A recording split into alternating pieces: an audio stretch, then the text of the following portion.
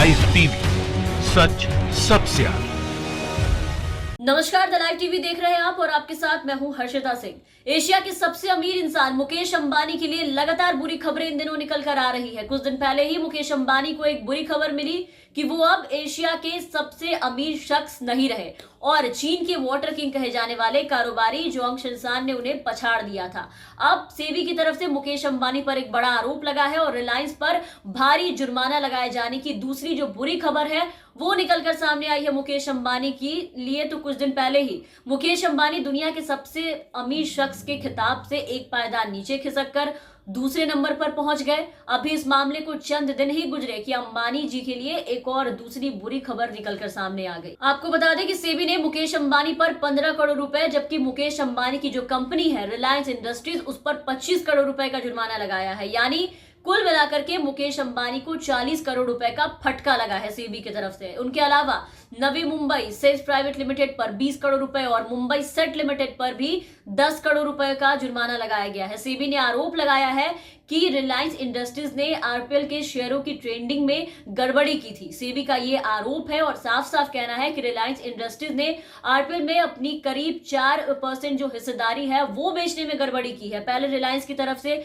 Deal कर रही कुछ पार्टियों ने आरपीएल फ्यूचर्स को खरीद लिया। इसके चलते जब रिलायंस की तरफ से आरपीएल में अपनी जो हिस्सेदारी है वो बेची गई तो कंपनी को वहां पर अच्छा खासा फायदा हुआ, क्योंकि आरपीएल फ्यूचर्स खरीदने जाने की वजह से फ्यूचर एंड ऑप्शन सेगमेंट में आरपीएल की जो सेटलमेंट थी वो उसकी जो कीमत थी वो वहां कम हो गई थी। और सेबी के जो अधिकारी हैं बीजे दिलीप, उन्होंने अपने 95 पन्नों के अपने आदेश में कहा है कि सिक्योरिटीज की जो मात्रा या कीमत में जो कोई भी गड़बड़ी होती है वो हमेशा से बाजार में जो इन्वेस्टर्स होते हैं उनके विश्वास को ये चोट पहुंचाती है और वो बाजार में हुई हेरा फेरी में सबसे ज्यादा जो अधिक प्रभावित कहते हैं वो होते हैं। तो उन्होंने कहा कि इस मामले में जो आम इन्वेस्टर्स हैं जो ये इन्वेस्ट करते हैं इस बात से बिल्कुल अनजान थे कि फ्यूचर एंड ऑप्शन सेक्शन के सौदे के पीछे पूरा जो हाथ है वो रिलायंस इंडस्ट्रीज का है।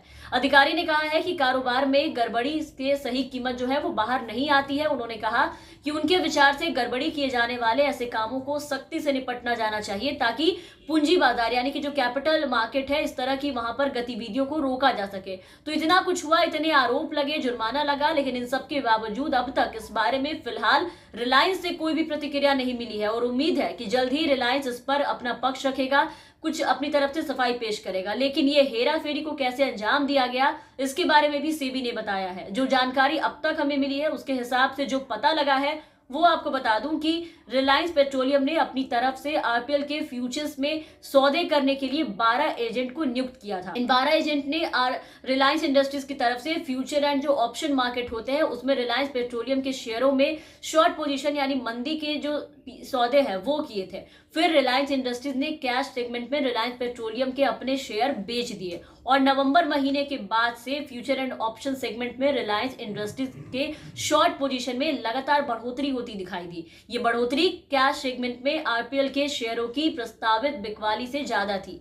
इससे शॉर्ट पोजीशन का जो मुनाफा है वो हुआ और ये मुनाफा पहले से तय शर्त के मुताबिक एजेंट ने रिलायंस इंडस्ट्रीज को सीधा ट्रांसफर कर दिया। तो सेबी ने जो अपने आदेश दिए हैं उस आदेश में कहा है कि उसमें यह पाया गया है कि रिलायंस इंडस्ट्रीज ने अपने एजेंट के साथ मिलकर सोच समझकर ये पूरी योजना बनाई, ये धोखाधड़ी की। इनका मकसद कैश और फ्यूचर सेगमेंट में आरपीएल के शेयरों की बिक्री से मुनाफा कमाना था जो इन्होंने कमाया। इसके लिए सेटलमेंट वाले दिन आखिरी 10 मिनट के कारोबार में बड़ी संख्या में कैश सेगमेंट में आरपीएल के शेयर जो है वो बेचे गए थे। इससे आरपीएल के शेयर का सेटलमेंट प्राइस जो है वो वहां पर गिर गया और हेरा फेरी की ये पूरी योजना जो है वो सिक्योरिटीज मार्केट के हित के खिलाफ थी, जिसके बाद ये आरोप लगे रिलायंस के ऊपर। तो भारत के सबसे बड़े उद्योगपति में एक मुकेश अंबानी और उनकी कंपनी रिलायंस इंडस्ट्रीज की जो मुश्किलें हैं वो बढ़ती नजर आ रही है। टोटल 40 करोड़ रुपए के जुर्माने से मुकेश अंबानी पर 15 करोड़ रुपए और उनकी कंपनी रिलायंस जो कंपनी है उस पर 25 करोड़ रुपए का जुर्माना लगा है। इसके अलावा हमने आपको बताया कि मुंबई सेट प्राइवेट लिमिटेड पर 20 करोड़ रुपए और मुंबई सेज लिमिटेड पर 10 करोड़ रुपए का जुर्माना मांगा गया है। तो एक तरफ जहां देश में चल रहे किसान आंदोलन के बीच देश के बड़े बिजनेसमैन मुकेश अंबानी का भी विरोध हो रहा था। पिछले दिनों हमने आपको बताया और आपने देखा भी कि किसान आंदोलन के कारण मुकेश अंबानी की जो रिलायंस रिलायंस जियो को काफी नुकसान पहुंचा। किसान आंदोलन में रिलायंस जियो का बाइकआउट करने की जो मुहिम शुरू की गई थी, किसानों ने उसे तोड़फोड़ मचाई। इसके साथ ही पंजाब और कई शहरों में रिलायंस जियो के जो टावर थे उसके बिजली कनेक्शन तक काट दिए गए। इनका जमकर विरोध हुआ। इस वजह से रिलायंस जियो और रिलायंस इंडस्ट्रीज को भारी नुकसान हुआ था। उनके सिम कार्ड जला दिए गए, पोर्ट करवा दिए गए और अब ये आरोप कि उन पे 40 करोड़ रुपए का जुर्माना लगा दिया गया, तो ये डबल भी और भारी नुकसान भी आप इसे कह सकते हैं। तो मुकेश अंबानी को बीते महीने से अब तक ये तीसरा झटका मिला है। एक के बाद एक लगातार बैक टू बैक ये झटके लगे हैं। अब देखना है कि इस पे मुकेश अंबानी और उनकी कंपनी रिलायंस इंडस्ट्रीज की तरफ से क्या प्रतिक्रिया आती है और इस पर वो क्या सफाई पेश करते हैं। तो फिलहाल के लिए इस वीडियो में बस इतना ही। आप बने रहे हमारे साथ। अगर आपने अब तक हमारे चैनल को सब्सक्राइब नहीं किया है तो जरूर सब्सक्राइब कर दे, साथ ही बेल आइकन जरूर दबाएं ताकि हमारी हर अपडेट्स आप तक पहुंचती रहे। और अगर आप हमारे ये वीडियो हमारे फेसबुक पेज पर देख रहे हैं तो हमारे फेसबुक पेज को जरूर फॉलो कर लें। धन्यवाद। लाइव टीवी, सच सबसे आगे।